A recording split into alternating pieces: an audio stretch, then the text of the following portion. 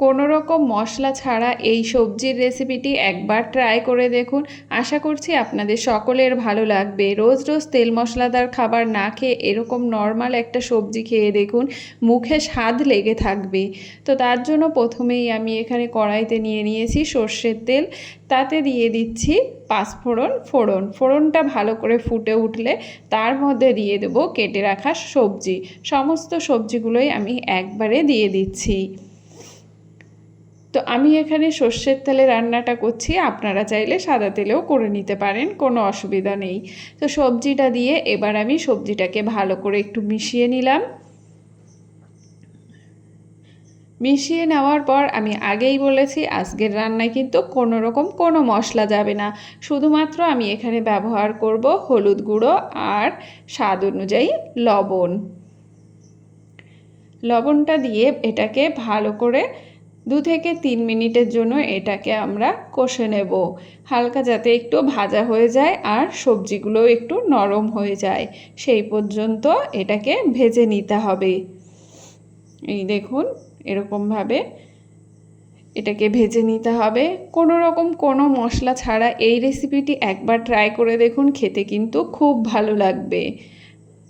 রুটি, পরোটা, লুচি এইসবের সঙ্গে তো দারুণ লাগে খেতে। তো অবশ্যই বাড়িতে একবার তৈরি করুন। তো সবজিটাকে ভালো করে ভেজে নিয়েছি। এই দেখুন সবজি ভাজতে ভাজতে কিন্তু আমার সবজিটা অনেকটা নরম হয়ে গেছে। তো এবার আমি এর মধ্যে দিয়ে দেব জল। এই সবজিটা কিন্তু খুব বেশি ঝোল ঝোল হবে না, গা মাখা হবে। আর সবজিগুলো কিছুটা সিদ্ধ হয়েই আছে, তার জন্য খুব বেশি জল কিন্তু ব্যবহার করব না। পরিমাণ মতো জলটা আমি দিয়ে দেব। জলটা দিয়ে তার মধ্যে আমি দিয়ে দেব 2 থেকে 3টে কাঁচা লঙ্কা। আপনারা যেমন ঝাল খেতে পছন্দ করেন সেই হিসাবে কাঁচা লঙ্কাটা ব্যবহার করবেন। কাঁচা লঙ্কাটা দিয়ে এবার আমি এটাকে ঢাকা দিয়ে রেখে দেব 2 থেকে 3 মিনিটের জন্য। 2 থেকে 3 মিনিট পর আমি দেখব যে সবজিটা কেমন সিদ্ধ হলো। তো দেখুন সবজিটা কেমন সিদ্ধ হয়েছে সেটা একটু দেখে নেব আমরা। তো সবজিটা সিদ্ধ হয়েছে, তবে আর একটু সিদ্ধ হতে বাকি আছে। তো তার জন্য এটাকে আবারও আমি ঢাকা দিয়ে রেখে দেব 3 থেকে 4 মিনিটের জন্য।